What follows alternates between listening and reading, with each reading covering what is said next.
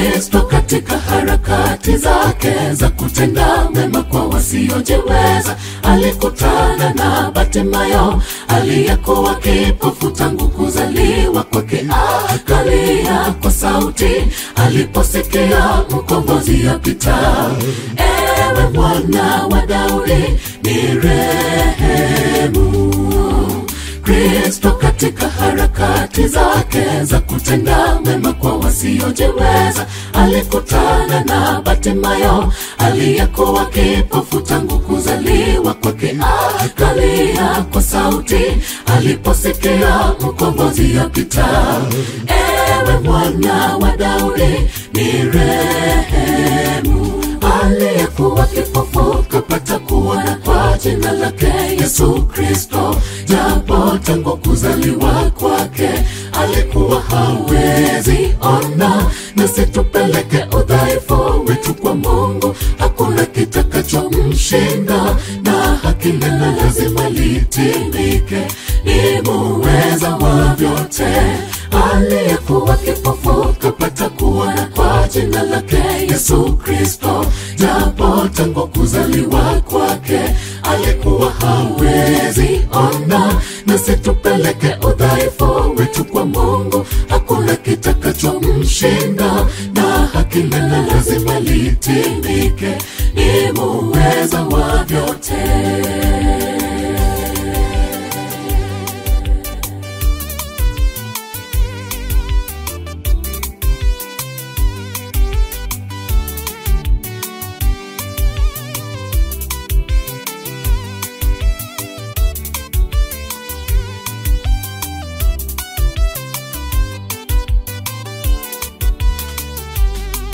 Akatamka neno la uponyaji dhidi ya Bartimayo, kisha akamtuma Silomu apate kuosha uso wake.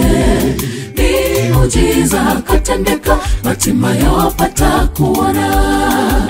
Akatamka neno la uponyaji dhidi ya Bartimayo, kisha akamtuma Silomu apate kuosha uso wake. Miujiza katendeka, Bartimayo apata kuona. Aliyekuwa kipofu kapata kuona kwa jina lake Yesu Kristo, japo tangu kuzaliwa kwake alikuwa hawezi ona. Nasi tupeleke udhaifu wetu kwa Mungu, hakuna kitakachomshinda, na haki neno lazima litimike, ni muweza wa vyote. Aliyekuwa kipofu kapata kuona kwa jina lake Yesu Kristo, japo tangu kuzaliwa kwake alikuwa hawezi ona. Nasi tupeleke udhaifu wetu kwa Mungu, hakuna kitakachomshinda, na haki neno lazima litimike, ni muweza wa vyote. Aliyekuwa kipofu kapata kuona kwa jina lake Yesu Kristo, japo tangu kuzaliwa kwake alikuwa hawezi ona. Nasi tupeleke udhaifu wetu kwa Mungu, hakuna kitakachomshinda, na haki neno lazima litimike, ni muweza wa vyote. Aliyekuwa kipofu kapata kuona kwa jina lake Yesu Kristo, japo tangu kuzaliwa kwake alikuwa hawezi ona. Nasi tupeleke udhaifu wetu kwa Mungu, hakuna kitakachomshinda, na haki neno lazima litimike, ni muweza wa vyote.